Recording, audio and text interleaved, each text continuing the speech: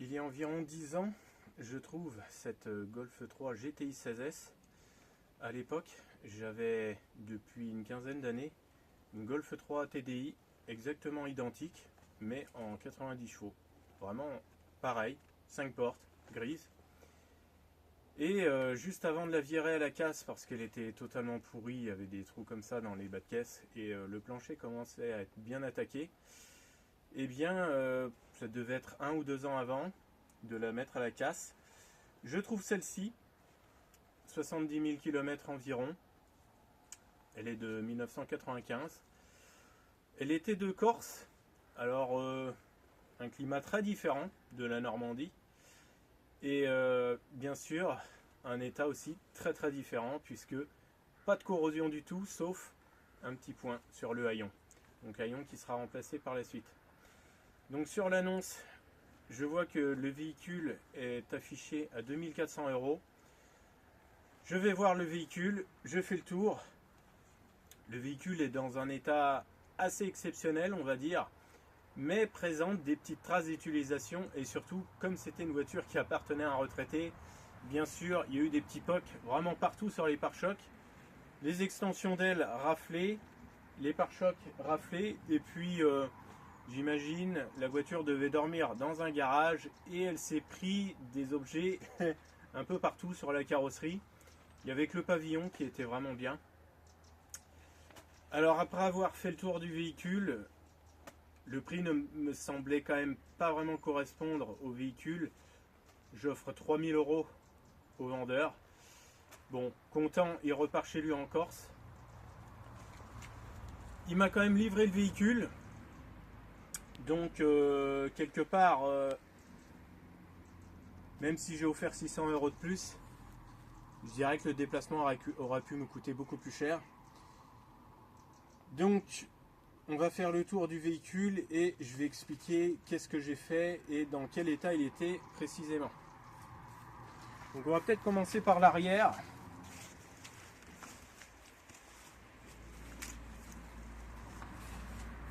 Donc l'arrière, j'ai quelques photos, mais c'est vrai que sur les photos, on ne se rend pas forcément bien compte de l'état de la voiture et on ne se rend pas forcément compte justement des défauts. Alors ici, il me manque le logo, mais c'est parce que je ne l'ai pas recollé, parce que tout le véhicule a été repeint. Alors tout le véhicule, ou presque, il y a peut-être des petites choses qui n'ont pas été corrigées. Alors c'est surtout le haut des pare-chocs, évidemment, puisqu'il n'y a pas de peinture. Mais j'ai préféré garder les éraflures plutôt que de refaire une sorte de noir mat qui ne correspondra pas réellement à l'aspect naturel des pare-chocs quand la voiture était neuve. Donc le logo, ça j'ai racheté mais j'ai pas recollé. On a aussi Golf GTI 16S à l'arrière, c'est pareil à l'arrière droite. Donc j'ai acheté les logos mais j'ai pas encore recollé. Donc, la restauration est presque terminée, mais il y a encore pas mal de détails à faire et à revoir. On va le voir plus tard. Donc ici, j'avais un petit POC. Alors, je sais pas, c'était un drôle de petit choc. Je sais pas si c'est dû à une marche arrière ou si c'est quelque chose qui a tapé dans le véhicule, parce que la voiture était en très bel état. Elle n'a jamais été repeinte avant que je la restaure totalement, plutôt que je la fasse restaurer, parce que c'est pas moi qui me suis occupé de la peinture. Moi j'ai simplement supervisé et dit ce qu'il fallait faire, et bon voilà, j'ai payé tout connement. Donc il y avait 3 petites bosses. Alors je sais pas si c'est quelque chose qui a tapé dedans, mais en tout cas même sur les portes il y avait exactement le même genre de POC. Donc il y avait une petite déformation ici. Bon, ça a été refait assez simplement. Il n'y avait pas de corrosion, ou pas vraiment de corrosion, mais j'avais un petit point orange. Je me suis dit, bon, c'est dommage, mais je vais quand même la repeindre entièrement. Sur le haillon, il y avait un petit point de corrosion. Alors c'est toujours pareil, c'est systématique. C'est en bas de la lunette. On a généralement une zone où eh bien, l'humidité arrive à passer et ça finit par se voir. Donc ce qui est compliqué, c'est que quand le haillon commence à pourrir, comme c'est un joint qui est plus ou moins collé, je ne sais pas comment c'est fait, mais on ne peut pas vraiment refaire ce joint.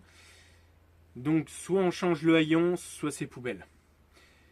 Alors on peut décoller la lunette et la recoller, mais ça va être dégueulasse. J'ai déjà vu ça, c'est immonde. Donc moi j'ai carrément changé le haillon et j'ai récupéré le haillon de la Golf 3 TDI que je jetais à la casse. Le haillon datait de 97, mais il était vraiment absolument comme neuf. Alors celui-ci, dans un premier temps, je l'avais repeint. Donc le haillon de 95, je l'avais repeint. Et ça faisait une trace orange parce que évidemment on ne pouvait pas aller sous le joint. Et comme on n'avait pas décollé la lunette, bref. Je me suis dit, on le vire, on reprend le haillon de la TDI qui date de 97, il est nickel, on le repeint entièrement. Donc quand je dis entièrement, extérieur et aussi intérieur. Donc tout a été repeint en une fois d'un bloc. Alors évidemment ça coûte très cher de repeindre un haillon comme ça, puisque là c'est vraiment une peinture complète, totale. Alors ça m'a coûté cher au niveau du haillon. Bon, en plus, peinture complète, voile extérieure sur tout le véhicule. Alors après, on a plein de petites rayures. Donc ça se voit pas forcément bien. Mais sur les pare-chocs, on a des petites rayures. Alors c'est superficiel. Moi, j'ai préféré garder les pare-chocs d'origine. Parce que le véhicule n'a jamais été accidenté. Et quelque part, ça prouve que la voiture n'a jamais été broyée. Bon, je sais qu'aujourd'hui, avec un certain site, on peut savoir si un véhicule a été accidenté. Mais il faut savoir aussi que cette voiture a eu des POC et ça n'a pas été de réel accident. Ça n'a pas été déclaré aux assurances. Donc, ce que racontent les sites sur le passé d'un véhicule, il faut en prendre et en laisser. Donc, moi, j'avais pas un choc ici. C'était vraiment un petit POC. Peut-être un objet qui... Quelqu'un qui a tapé un objet dedans. Et sur les portes, c'est ça qui est intéressant, c'est qu'on avait exactement la même chose. Alors là, ici, je vois un tout petit défaut de mastic. Bon, c'est parce que je le sais, alors c'est pour ça que je le vois vraiment bien. Et il y avait quelque chose qui avait tapé dessus et ça faisait une raclure. Donc, un objet tombé sur la voiture. Alors je sais bien que sur photo on ne voit quasiment rien et ça prouve aussi que le véhicule était en bel état quand je l'ai acheté. J'ai beaucoup réfléchi sur est-ce que je la repeins ou est-ce que je la laisse dans son jus en l'état. Et c'est vrai qu'il y a de quoi s'arracher les cheveux, mais ce que je voulais pas, c'est qu'elle commence à rouiller. Et comme les dessous sont vraiment très beaux et très sains, et bien quelque part je me suis dit bon tant pis, il n'y a pas de corrosion, je vais quand même pas laisser des petits points de corrosion ici et là.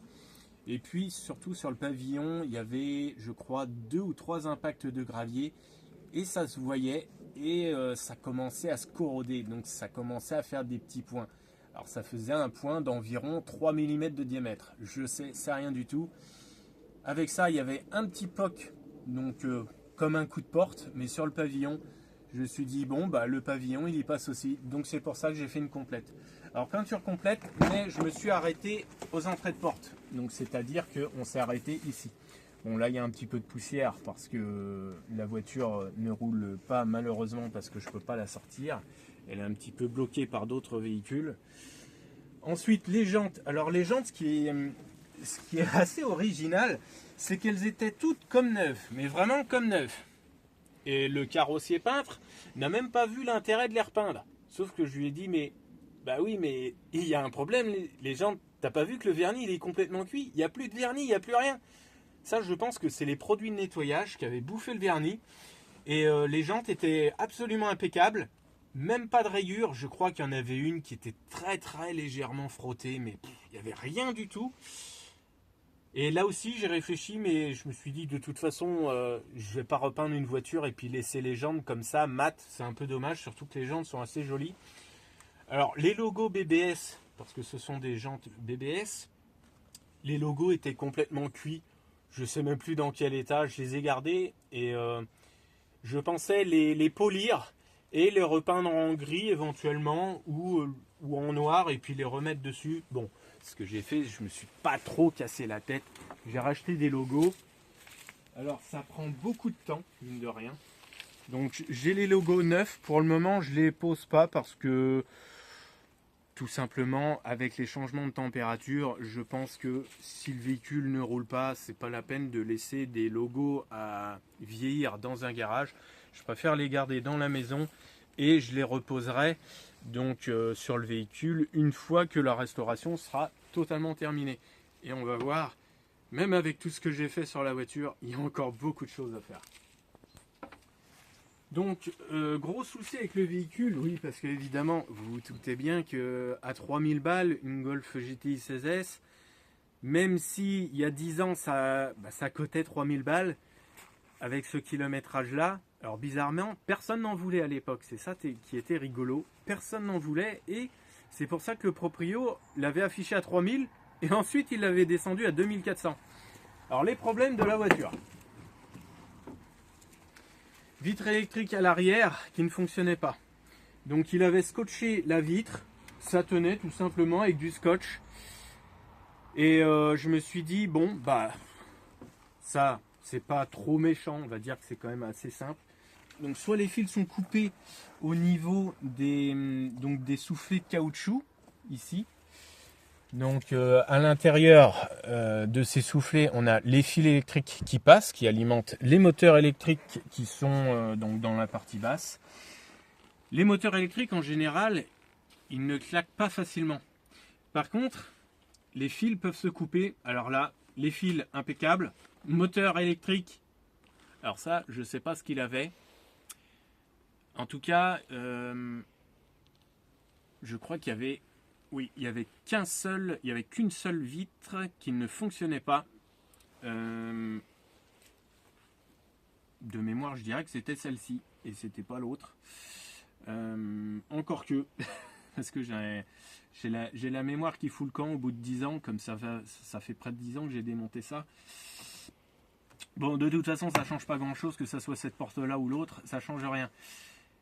Donc je démonte le panneau de porte sans le casser, et je comprends pas comment font les gens pour le casser, parce que je vois pas comment les gens s'y prennent mal, ils tirent dessus n'importe comment. Normalement c'est incassable, et donc celui-ci est en bel état, et c'est l'autre panneau de porte qui est cassé. Alors l'autre panneau de porte, c'est peut-être l'autre porte qui était en panne, je sais pas. Ça serait bien ça, parce que celui-ci apparemment il n'a peut-être pas été démonté. Donc bref, ça change pas grand chose, une porte ou une autre. Donc je démonte et je m'aperçois que, eh bien, il y a une toute petite patte métallique sur la fiche du moteur qui est cassée. Et donc évidemment, plus d'alimentation, donc ça peut plus marcher.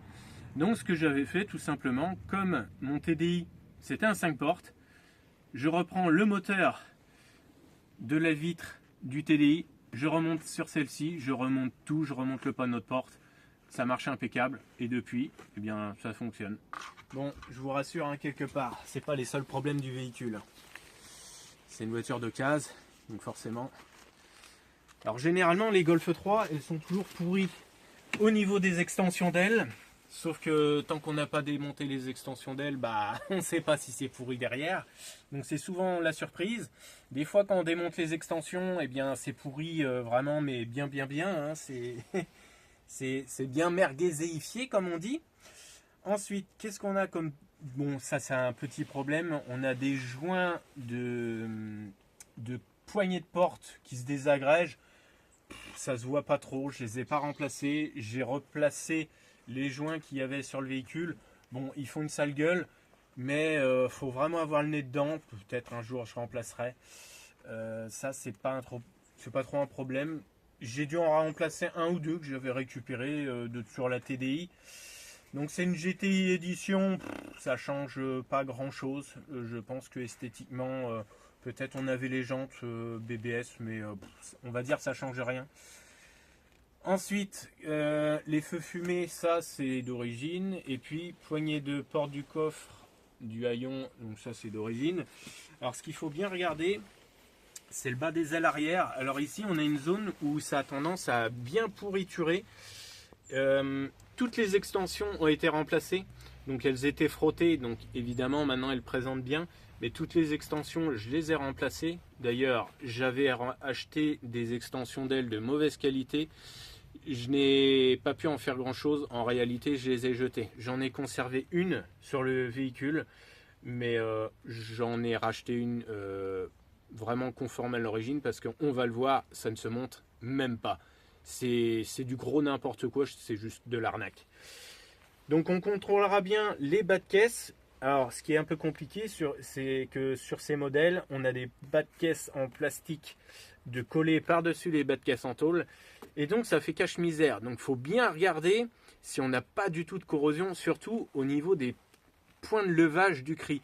Si au niveau des points de levage du cri, c'est déjà bien pourri, il est possible que derrière les bas de caisse, ça soit pas terrible. Ça peut être bien, ça peut être que les points de levage de cri qui sont pourris et qui seraient à rénover, sachant que les tôles derrière ces caches en plastique, elles sont très très fines et elles pourrissent assez vite. Bon, d'un autre côté, ça coûte pas 10 000 € à remplacer, mais c'est quand même des gros travaux à faire. Donc comme j'ai remplacé les extensions d'ailes, j'ai pris des photos. Oui, je crois que j'ai pris une photo avant de remonter. Et j'ai encore un petit coin où on peut regarder ce que ça donne. Donc par ici, on va voir ce que ça donne. Alors ça, c'est une extension d'aile, je crois, Made in Taiwan de mémoire. Une extension d'aile qui, esthétiquement, ressemble beaucoup à l'origine. Sauf que le galbe n'est pas bon. Et on va le voir. On va zoomer un petit peu plus. Même si ça semble correspondre au véhicule, en réalité, j'ai rifté que sur la moitié de l'extension d'aile, parce que le dernier rivet, eh bien, je ne peux pas le mettre, parce que c'est pas du tout conforme à l'origine. Les galbes ne sont pas bons. Alors l'avantage, c'est que si je tire un petit peu l'extension d'aile, là, on a un sticker qui sert à rien, mais c'est un sticker d'origine. J'ai préféré le garder et si on pousse l'extension d'aile, eh bien on voit que derrière il n'y a pas de cache-misère. Donc le sticker là noir d'origine, il est toujours présent et il n'a pas été enlevé, il n'a pas été remplacé. D'ailleurs on a peint un petit peu par-dessus sur le bord. Donc cette extension plus tard je la virerai parce que c'est vraiment de la merdasse. Et c'est de la merdasse pas seulement au niveau du galbe, même au niveau qualité des matériaux, c'est une catastrophe. Ça ressemble à du plastique. Oui, ça ressemble à du plastique. Et ça ressemble beaucoup au plastique d'origine. Sauf qu'en réalité, si vous la tordez, eh bien ça se déchire comme du carton. C'est de la merde. Alors ces extensions d'ailes, je les avais pas achetées cher. Je crois que j'avais acheté les 4 extensions pour le prix d'à peu près une extension. Bon, j'ai tout viré, j'ai tout foutu à la poubelle, j'ai gardé que celle-là. À l'avant, ça se posait même pas, donc c'est poubelle. Et ensuite, on va retourner de l'autre côté, on y verra plus clair. Donc à l'avant, vitre électrique évidemment, pas de soucis, tout fonctionnait ou presque. Les sièges, parfait état. Alors parfait état, j'avais tout nettoyé, je pense j'avais tout aspiré, j'avais shampouiné tous les sièges et j'ai un sympathique frère qui a laissé la porte ouverte de la voiture, il y a un chat qui est rentré là-dedans, on va dire il a niché dans la voiture pendant plusieurs semaines. Et il m'a sagouiné tout l'intérieur de la voiture. Et il y a ses enfants qui sont venus jouer tout simplement dans la voiture. Ils ont fait joujou, vroom vroom vroom. Donc des enfants petits, hein, pas des enfants de 18 ans. Donc c'est des gosses de 6-8 ans, bref, c'est pas grave. Donc les tissus sont assez endurants. Les mousses sont d'assez bonne qualité. Ça vieillit quand même très très bien. En tout cas, celle-ci est assez préservée. C'est vraiment un intérieur en bel état. Les défauts, comme d'habitude, le ciel de toit. Donc voilà aujourd'hui le ciel de toit dans l'état. Alors c'est là ici on voit que ça pendouille un petit peu, c'est un petit peu barré. Donc ça c'est encore des travaux que j'ai à faire. Donc je dois recoller le ciel de toit. Donc aujourd'hui il est couvert de clous de tapissier. Alors c'était une idée assez originale et assez rigolote, sauf que un jour je vais enlever tout ça et puis je vais recoller ça correctement, en espérant que le résultat soit assez propre, parce que j'espère que le ciel de toit n'est pas trop abîmé et j'ai même pas envie de remplacer quoi que ce soit, parce que je préfère garder les matériaux d'origine quand c'est possible. Bon, ici On a des petites toiles d'araignée parce que voilà, le véhicule est un peu stocké dans un garage et en ce moment je peux même plus la sortir. Très malheureusement, je n'ai pas les tapis d'origine, je ne saurais pas dire à quoi ils ressemblent, donc là c'est des tapis en plastique. Bon, c'est un petit peu dommage, mais comme je le rappelle quand même, c'est une voiture de 95, elle a déjà 30 ans, donc on est loin d'une voiture neuve. Quand je l'ai acheté, le volant gainé de cuir avec une surpiqûre rouge était crasseux, mais alors ce qui s'appelle tellement crasseux que le gars avait mis un couvre-volant. C'est un petit peu privilégié quelque part l'état du volant. J'ai passé déjà au moins 2 ou 3 heures à le décrasser. Il était couvert de crasse. Il y avait quasiment 1 mm de crasse sur le volant. Je n'exagère pas, il y avait pratiquement 1 mm de crasse.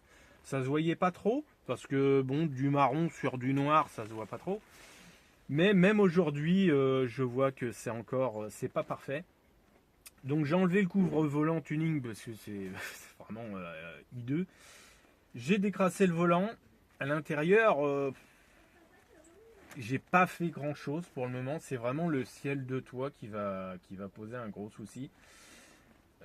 J'ai pas l'autoradio d'origine. Ça c'est vrai que bon, c'est un petit peu dommage. Je ne me souviens plus. Oui, je crois que j'ai un autoradio.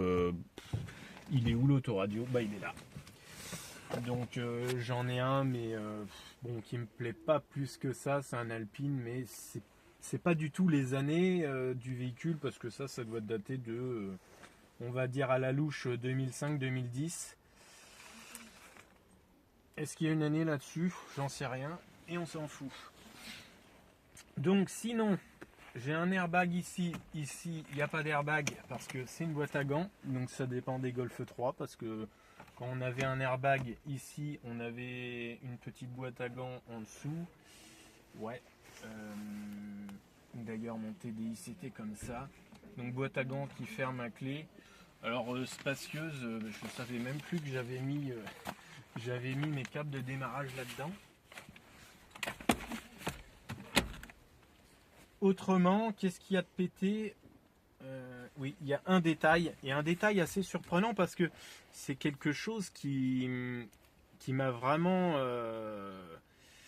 surpris. C'est que c'est une 5 portes, mais c'est un intérieur de 3 portes.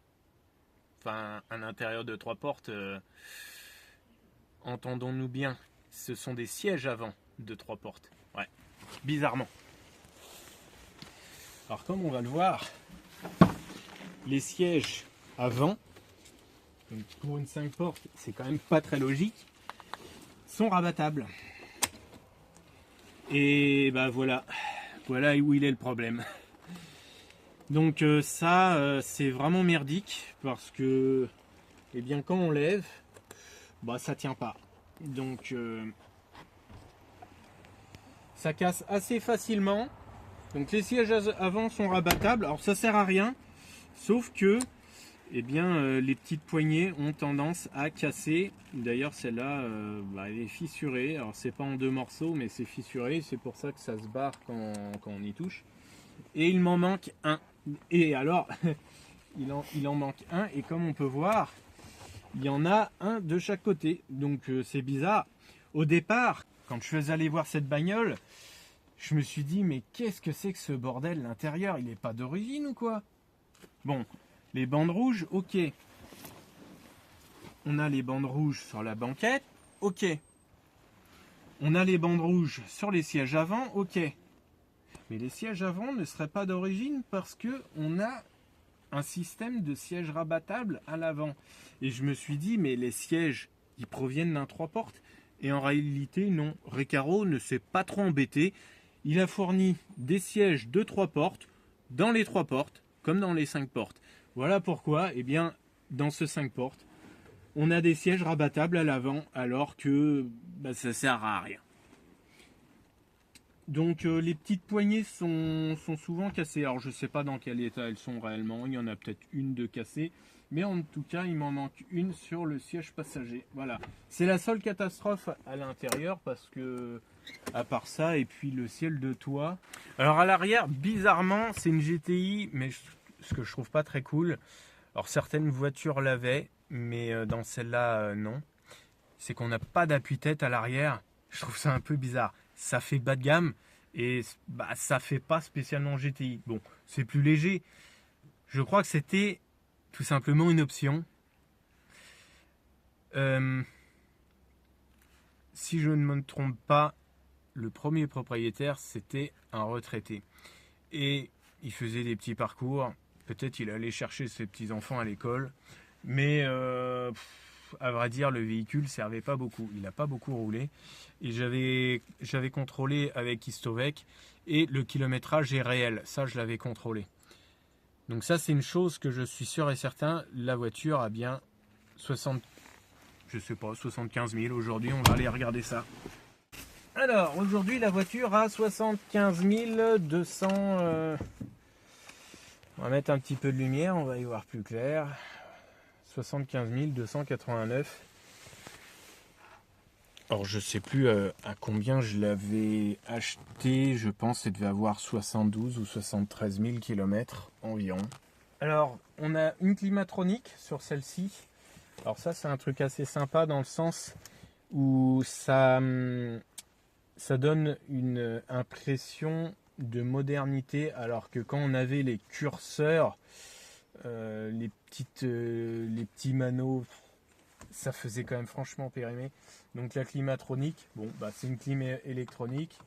Donc on appuie dessus et puis voilà, donc c'est, je dirais, aujourd'hui les clims modernes, c'est pareil, hein, sauf que la présentation a peut-être un peu changé, mais ça fait quand même vachement moderne.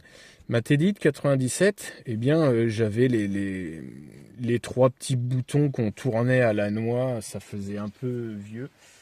Et bon, même si je me sers jamais de la clim, je trouve qu'au niveau de présentation, eh bien ça fait pas périmer du tout. Alors peut-être une maladie, j'en sais rien, mais le proprio m'avait dit j'ai changé le Neyman parce que j'ai cassé ma clé dans le Neyman. Donc bon, aujourd'hui, ce qui me fait 2 clés pour le véhicule, et il a fallu que je fasse un double parce que j'avais pas de double. Alors toutes les petites factures, quand on met tout bout à bout, ça fait quand même beaucoup de factures. Et ça grimpe quand même assez vite et on va voir que des factures, il y en a encore. Alors bien sûr, j'ai acheté la voiture, j'ai fait vidange, filtre à huile. Je n'ai pas changé des choses inutiles. Tout ce qui était bon, j'ai conservé. Les pneus aujourd'hui sont vieux, j'ai conservé. Je ne vais pas m'amuser à mettre 4 pneus neufs pour un véhicule qui va faire 1000 bornes dans l'année, ça sert à rien. Donc j'ai acheté la voiture avec ces pneus-là. Je les ai un petit peu entretenus, si on veut dire. Hein. Donc les pneus, ils sont, je pense, pas frais.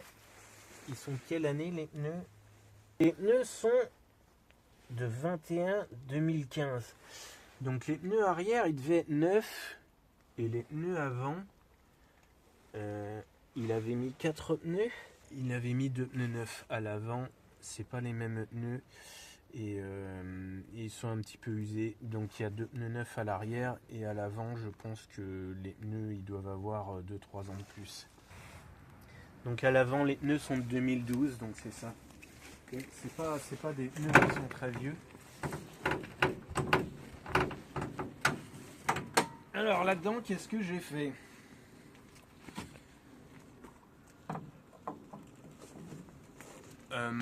De mémoire, sous le capot, on a un pare-chaleur. Donc le pare-chaleur, je l'ai enlevé pour entendre un peu mieux le moteur. Bon, ça marche moyennement. Et puis, qu'est-ce que j'ai fait en entretien pour le moment? Que vidange, filtre à huile. Et c'est tout pour le moment. Bon, j'ai changé la batterie, mais ça vaut pas le coup d'en parler puisque de toute façon aujourd'hui les batteries au bout de 4 ans c'est poubelle. Et j'ai changé les bougies et j'avais fait faire en garage une vidange de boîte. Bon, j'avais fait faire pour avoir une...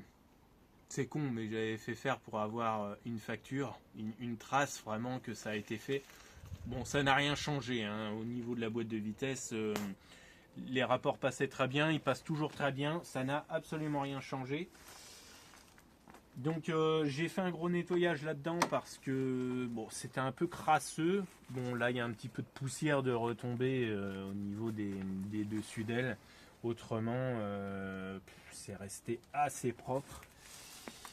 Et puis, donc en mécanique, bon, il n'y a pas eu grand chose de fait. La dernière chose que j'ai dû faire, donc c'est ça. Alors quand j'ai acheté le véhicule, le logo 16V, il était plus rouge, il était plutôt rose, donc complètement terni.